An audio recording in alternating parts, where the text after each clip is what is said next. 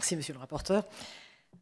Alors, sur la procédure accélérée, c'est effectivement un débat qui a souvent été soulevé. Et je conçois que pour les parlementaires, il y ait une forme de frustration à constater qu'on leur impose parfois d'examiner la loi, je dirais, à marche forcée.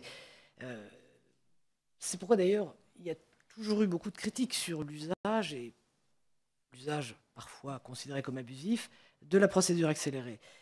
Néanmoins, je pense, et c'est peut-être en lien avec la deuxième question, qu'il y a peut-être une évolution à prendre en compte, c'est le fait que aujourd'hui, effectivement, les commissions étant saisies préalablement et réellement, effectivement, comme vous le soulignez très justement, faisant la loi, dans une certaine mesure, il y a déjà, au sein de la première lecture, deux lectures, celle de la commission, puis celle de séance publique.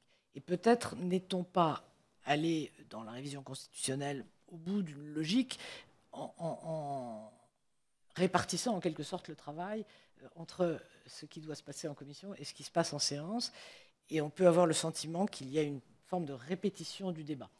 La deuxième remarque que je voudrais faire, c'est que, par ailleurs, sur une carrière qui effectivement a été assez longue, j'ai constaté, peut-être pour le regretter d'ailleurs, une évolution qui fait que les deuxièmes lectures ne sont peut-être pas ce qu'elles devraient être dans une logique de navette. C'est-à-dire qu'il y a eu une période où véritablement, après une lecture à l'Assemblée et une lecture au Sénat, l'Assemblée saisie en deuxième lecture, ou le Sénat, si c'était le Sénat qui avait été saisi en premier, examinait le texte adopté par l'autre assemblée pour essayer de l'amender. Et au fond, véritablement, donc, cette navette produisait un texte qui était le fruit de compromis, d'un dialogue, en tout cas, entre les deux assemblées.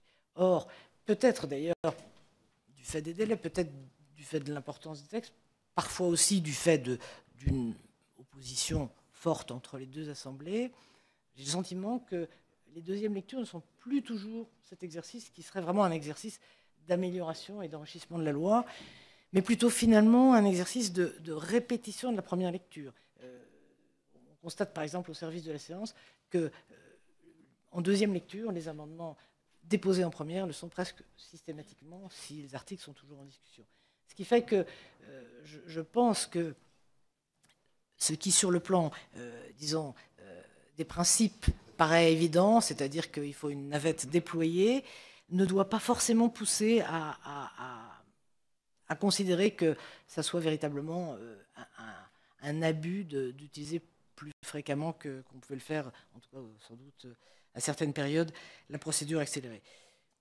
Je crois que, en tout cas, à partir du moment où la procédure existe, la Constitution permet éventuellement d'ailleurs aux deux conférences des présidents d'y faire obstacle si elles le désirent.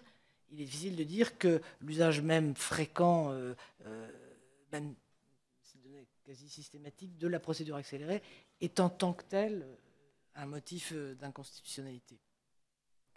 Alors, la deuxième question que vous m'avez posée est une question à laquelle je répondrai avec nuance.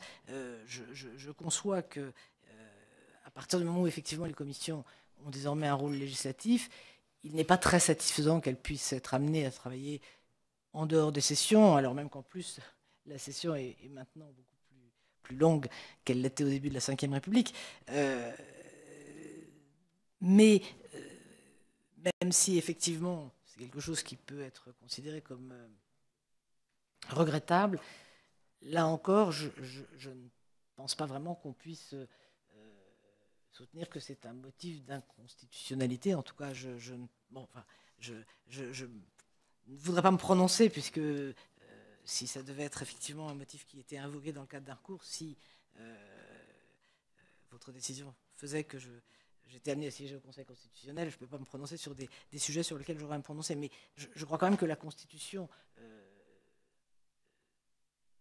ne prévoit les sessions que pour les séances publiques et que le travail en commission a toujours été effectivement parfois fait pendant les intersessions.